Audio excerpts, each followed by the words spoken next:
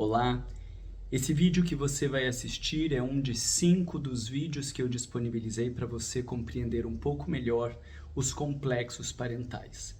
Se você deseja se aprofundar nesta estrutura da qual você constrói o teu pensamento, os teus preconceitos, as tuas possibilidades e impossibilidades, eu te recomendo de você assistir os 5, de fazer os exercícios, de pensar com calma e de ir entendendo melhor o diálogo com o teu mundo interior.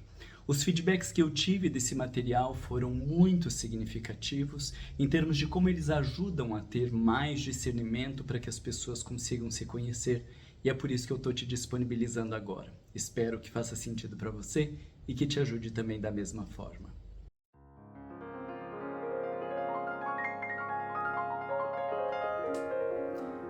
Esse é um capítulo muito importante das nossas reflexões. Quando eu te disse que você precisa parar, meditar e avaliar com mais calma algumas coisas que eu estou te trazendo, essa é uma delas. Eu tenho aqui algumas ideias que eu quero te passar a respeito essa frase, não há culpados, mas isso não é algo do puramente racional. Para você aprofundar o teu processo terapêutico, você vai ter que parar. Você vai ter que talvez escrever essas frases, você vai ter que refletir, amadurecer, sentir e viver um pouco desse processo de dentro para fora antes de você continuar o teu percurso terapêutico.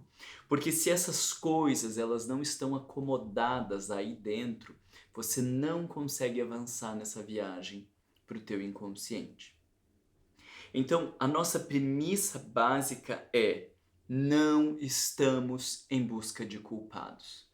Eu estou falando isso porque eu pedi para você fazer uma descrição a respeito dos teus pais e nós já temos um preconceito muito grande com uma tentativa de responsabilização dos nossos pais pelo que nós somos, do que a nossa mãe fez, do que o nosso pai nos fez, até porque a maioria de nós, da geração de pessoas que hoje, sei lá, tem aí 35, 40, 50, 60 anos, viveu educações muito precárias na grande maioria, porque não existia conhecimento de educação, não existia tanto conteúdo e tanta reflexão como nós temos hoje.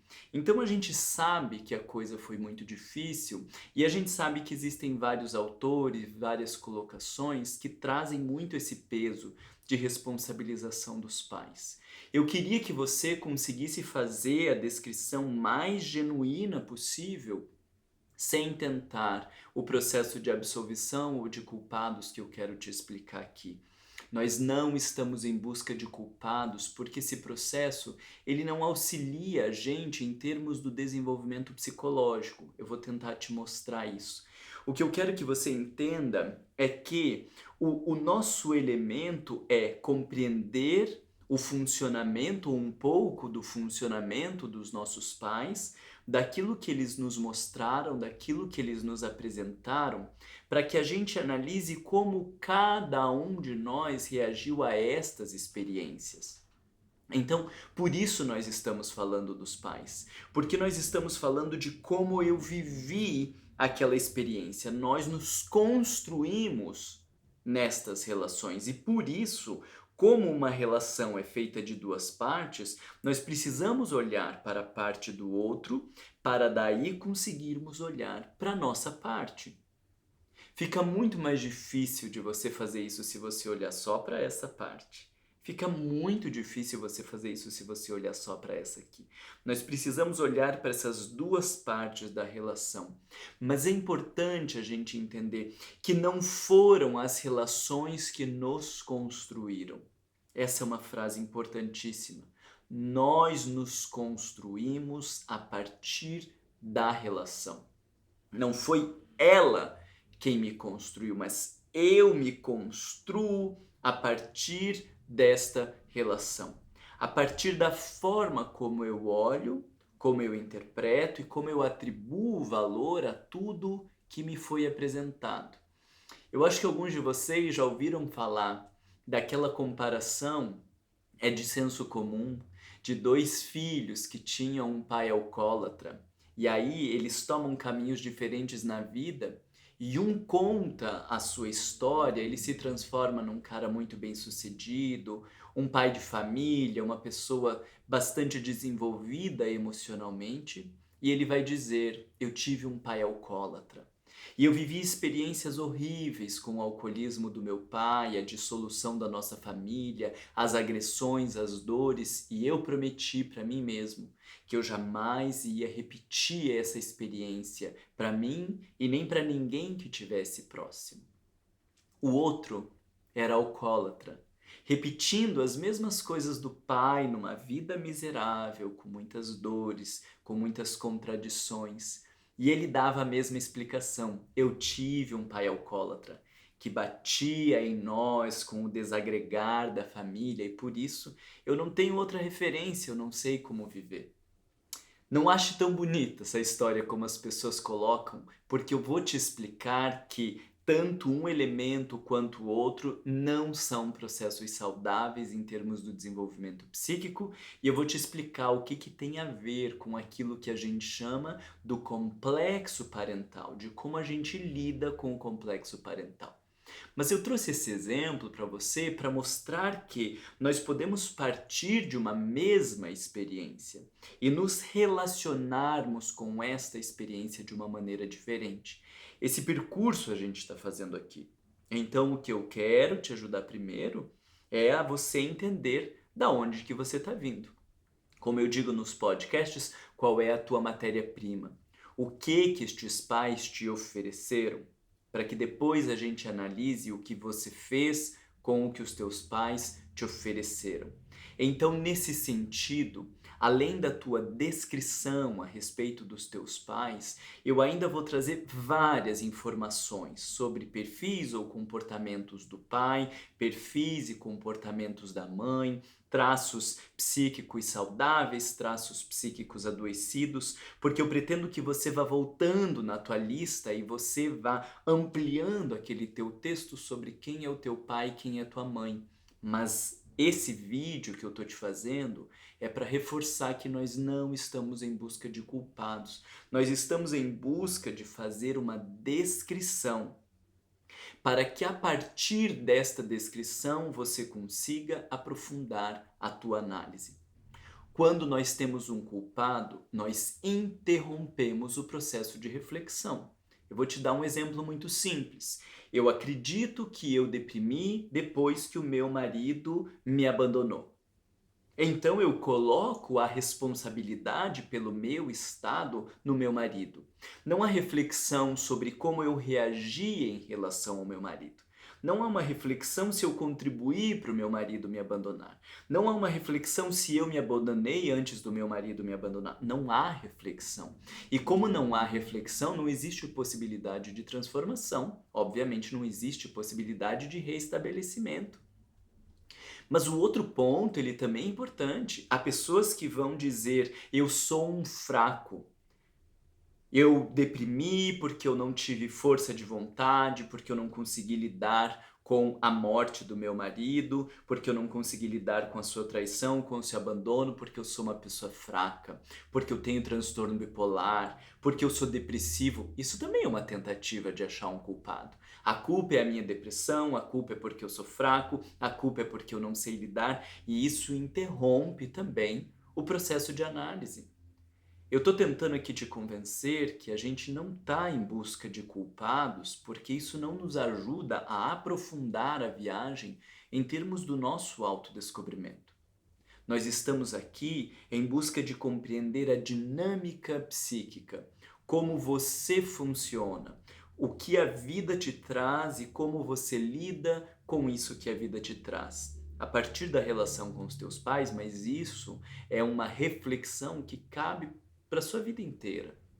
E do mesmo jeito que não há culpados, a gente também precisa pensar que não há absolvidos. Porque no medo de culpar nossos pais, algumas pessoas se precipitam na absolvição. Ah, nossos pais fizeram o melhor que eles podiam. Ah, era o que eles tinham para ofertar. Era só isso mesmo, numa tentativa de absolvição. Não há culpados e também não há absolvição, porque nós estamos falando de nós. Então, quando você entra nesse discursinho desta positividade tóxica, você também não consegue aprofundar a tua reflexão, porque quando você diz eles fizeram o melhor que eles podiam, é como se você tivesse se impedindo de olhar para as suas feridas, de olhar para as tuas dores. Eu não vou culpá-los, então é importante entender que eles podem ter feito o melhor que eles fizeram e mesmo assim isso me feriu. Então eu não vou responsabilizá-los, eu não vou culpá-los por essa situação. Mas aquela situação foi muito difícil de ser vivida. Aquele contexto, aquela experiência, a forma como as coisas foram conduzidas, trouxe algumas consequências e foi muito difícil de administrar aquilo. Então, isso é entrarmos na lógica de que não tem uma absolvição, porque nós estamos falando da minha dor. Não é para culpar, mas é para que eu entre em contato com o que está acontecendo dentro de mim. Então percebe, não há um culpado, não há uma absolvição, não há o malvado, não há o maravilhoso. O que há é uma constatação das coisas que a vida me apresentou e a forma como eu lido com estas coisas que a vida me apresentou. É uma tentativa de olhar para as experiências sem julgamento. Até porque o julgamento é uma coisa muito particular. O que alguma coisa que eu posso achar ruim na minha educação, por exemplo, meus pais tinham uma conduta muito sexualizada, o tempo inteiro falando de sexo, para o meu irmão pode ter sido muito bom, porque talvez ele seja uma pessoa mais fechada e o fato dos pais estarem falando de sexo faz com que ele entre em contato com uma sexualidade que estaria lá fechada num quarto escuro. Então, o que que é bom ou o que que é ruim, o que que é melhor ou o que que é pior, na verdade ele não existe. São pontos de vista, dependem das experiências. Então, tente não fazer julgamentos, nem para o lado negativo, nem para o lado positivo. Nossos pais não precisam ser culpados e nem ser absolvidos. Nós estamos aqui como alguém que está contemplando uma tela, como alguém que está contemplando um filme e tentando analisar estes elementos. Quando nós estamos fazendo uma análise, nós não estamos fazendo julgamento. Nós estamos analisando o que acontece, o que contribui para aquilo acontecer e como aquilo interfere na consequência do caso e como aquele caso se constrói a partir daquela experiência. Isso é analisar. Não é um julgamento. Não é uma qualificação da experiência, é um processo de análise, que não há culpados e nem há absolvidos, nem sobre o outro e nem sobre nós. Nós estamos analisando e tentando entender a nossa estrutura de personalidade, o meu jeito de reagir às coisas, a forma como eu lido, e com isso você vai conseguir, se você tem esta postura, você vai conseguir enxergando melhor a sua personalidade. Você vai conseguindo entender os entraves para o desenvolvimento da tua personalidade. E naturalmente você consegue entender como a gente desamarra estes nós para você desenvolver todo o teu potencial. Mas você precisa entender isso que eu estou falando. Então, a gente está tentando não ter culpados, a gente está tentando não ter absolvidos, e tem um outro ponto importante, dois pontos importantes que eu quero te trazer. O terceiro ponto importante é a ideia de que não existe uma verdade. É difícil da gente manter isso vivo dentro de nós. Mas pensa comigo, não existe uma verdade absoluta. As coisas que eu vivi com a minha mãe quando eu tinha 3 anos de idade falam de um momento, falam de um contexto. Aquela mãe, ela não é mais a mesma mãe que eu tenho hoje. Eu não sou a mesma criança hoje do que eu era naquele tempo. Então, não existe uma verdade. A minha mãe é isso, ou a minha mãe é aquilo. Eu sou isso, ou eu sou aquilo. Além disso, a gente se constrói nas relações. Se você me trata mal, existe uma maior tendência em mim a te tratar mal também. Se você, desculpa, se você gosta dos meus conteúdos e do que eu falo, há uma maior tendência a você aceitar com mais facilidade, se abrir para o que eu estou falando, e quando alguém não gosta dos meus conteúdos, há uma tendência a ficar buscando os pequenos pontos para criar uma tensão e gerar um atrito na relação. Então, não existe verdade sobre quem nós somos, porque nós mudamos ao longo do tempo, nenhum de nós é estanque. Não existe verdade também nas relações. A minha mãe queria me machucar, a minha mãe queria me proteger, a minha mãe queria me amar, a minha mãe queria. Não existe isso, porque nós estamos falando de uma relação. Então, você vai ter que olhar para uma determinada situação, mas sem uma gana de verdade. Nós estamos olhando para aquele momento aonde eu sentia que a minha mãe queria me machucar. Mas eu não posso tomar isso como uma verdade. Eu sentia que minha mãe competia comigo. Eu sentia que minha mãe dava mais atenção para o meu irmão do que para mim.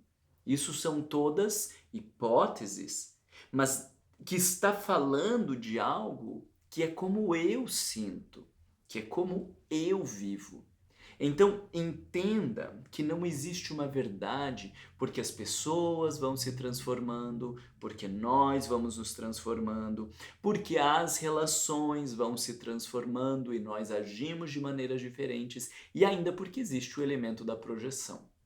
Se você nunca ouviu falar sobre projeção, eu não tenho tempo aqui, eu teria, né? Mas eu não vou tomar seu tempo falando mais sobre projeção, porque existem meus vídeos sobre projeção que estão disponíveis gratuitamente no YouTube. Você procura lá Marlon Reiki Down projeção e aí você vai achar estes mecanismos de defesa e que nos fazem entender que muito do que eu vejo no outro pode falar do meu jeito. Então, um indivíduo que se rejeita, ele tende a ler que o outro está lhe rejeitando. Um indivíduo que não olha para sua beleza, ele tende a ver que o outro está lhe criticando ou lhe diminuindo. Então, isso é um outro buraco negro que nós entramos. Será que as coisas que eu sinto, elas têm a ver com a intenção do outro? Será que a intenção do outro tem a ver com as minhas atitudes, com as nossas afinidades ou com as nossas não afinidades? Será que aquilo que eu sinto tem a ver com as minhas projeções, os conteúdos que eu não enxergo em mim e projeto no outro achando que ele está me tratando de um jeito, quando na verdade sou eu que me trato desse jeito? Tudo isso faz a gente cair no quarto elemento que eu não sei se você já ouviu, esse termo realidade psíquica. Mas ele é um termo muito importante para a gente fazer esse tipo de análise que nós estamos fazendo aqui. Realidade psíquica é um termo que Freud traz, constrói na psicanálise, de que independente da experiência concreta, existe uma realidade que é minha. Então ele está se contrapondo a uma suposta realidade concreta, que a gente nunca sabe o que isso seria. Mas então existe uma realidade que pode estar acontecendo lá fora, mas não importa. O que importa é a realidade psíquica, é o que está acontecendo dentro do sujeito. Então, por isso, quando a gente está num processo de análise, a gente não precisa conhecer a pessoa no dia a dia, a gente não precisa ver a discussão com o marido para ver se a pessoa estava certa ou se ela estava errada, a ver se o pai de fato trata assim ou trata assado. É muito mais difícil quando você conhece uma pessoa no cotidiano e você tem algum tipo de convívio, você analisar esta pessoa, justamente porque a gente tende a sair do olhar da realidade psíquica para tentar olhar o concreto. Dizer, não, mas o teu marido não foi tão duro assim com você. Isso não ajuda o processo, porque eu vivi a experiência de o meu marido ser extremamente duro comigo. É isso. É a minha realidade. É como eu vivi. E a gente vai ter que trabalhar a partir desta realidade. Quando um psicólogo tenta ajudar o outro, dizendo, mas talvez não seja bem assim, talvez seja o seu olhar, porque veja que pode ter o teu conteúdo projetado, e que essas coisas que eu estou te trazendo aqui, elas não ajudam a gente a se aprofundar, porque isso faz com que eu desqualifique o meu sentimento. Então, eu estou te trazendo todos esses elementos para você entender que nós não temos uma verdade a respeito do outro. Você não tem certeza se o teu pai te rejeitou ou não te rejeitou, se a tua mãe isso ou aquilo, né? Os sentimentos são questões muito mais complexas e muito mais amplas. Não importa. Eu estou te trazendo tudo isso aqui para dizer que o que importa é você estar em conexão com o teu sentimento, com o que acontece aqui dentro. Para quê? Para que a gente analise como isso vai se construindo. Eu preciso achar que meu marido foi extremamente duro comigo, para que em algum momento, caso isso seja a hipótese verdadeira, eu descubra que essa dureza com a qual eu acho que o meu marido me tratou é a dureza com a qual eu me trato. Mas se eu desqualifico a dureza dizendo não, mas não foi tanto assim, ele não te tratou desse jeito, eu estou tentando minimizar uma realidade psíquica e com isso eu não consigo levar o paciente a aprofundar a experiência dele. Aquela dureza precisa ser tida como tal para que ela abra uma porta de reflexão sobre como eu me trato. Então, num processo psicológico, o paciente vai partir dessa premissa de que ele é tratado de maneira muito dura, e em algum dia a gente vai ver como ele se trata, vai aparecer nos sonhos, e aí a gente depois volta e levanta a hipótese, nossa, e essa forma dura como você se trata é muito parecido com como você descreveu que o teu marido te tratava. Então, depois disso, se abre uma porta enorme de reflexões.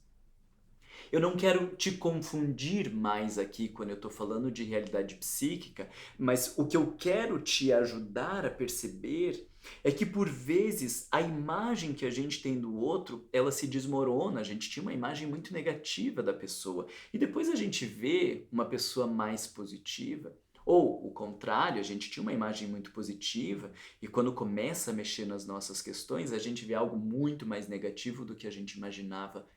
Não tente entender o que é verdade. Não tente fazer julgamentos e definir as pessoas. Não tenta uma busca pelo correto, pelo melhor, pelo certo. O que eu estou te dizendo é para você ficar com a tua experiência. Quando você está descrevendo quem é teu pai, eu não estou partindo do pressuposto que isso seja a verdade. Eu estou partindo do pressuposto de que esse é o homem com quem você convive e é o teu olhar a respeito do teu pai. E é isso que a gente tem que fazer. Se você começa a pensar na realidade concreta, você deixa de olhar para a tua experiência. Se você começa a supor isso ou aquilo, você perde o contato com o teu sentimento. Então escreva, e eu vou te trazer elementos, como eu falei, amplia, bota toda a tua alma nestes exercícios que eu estou te propondo, sem a pretensão de fazer certo ou errado, de julgar ou não julgar. Só estou te dizendo, nós não temos culpados, nós não temos absolvidos, nós não estamos aqui para fazer julgamento de ninguém, nós estamos aqui para olhar a nossa realidade, porque não existe uma verdade concreta, existe uma realidade psíquica. E quando você fica com tudo isso em aberto, você vai ver que você consegue aprofundar a tua análise. Para concluir essa reflexão, eu quero te trazer uma frase do livro Memórias, Sonhos e Reflexões, que é a biografia de Carl Gustav Jung, que eu gosto muito. Já li várias vezes e volto de tempos em tempos para ela, porque eu aprendo demais a partir da descrição dele, do percurso que ele fez como psicólogo para mim, me acrescenta muito.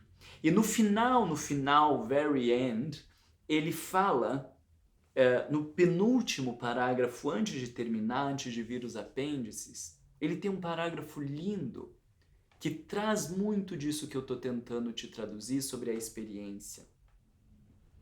O mundo no qual penetramos pelo nascimento é brutal, cruel e, ao mesmo tempo, de uma beleza divina. Achar que a vida tem ou não sentido é uma questão de temperamento. Se o não sentido prevalecesse, de maneira absoluta, o aspecto racional da vida desapareceria gradualmente com a evolução. Não parece ser isso o que ocorre. Como em toda questão metafísica, as duas alternativas são provavelmente verdadeiras. A vida tem e não tem sentido. Ou então, possui e não possui significado. Espero ansiosamente que o sentido prevaleça e ganhe a batalha. Olha que coisa mais linda essa reflexão. O mundo no qual penetramos pelo nascimento é brutal, cruel e ao mesmo tempo uma beleza divina. É disso que eu estou te falando.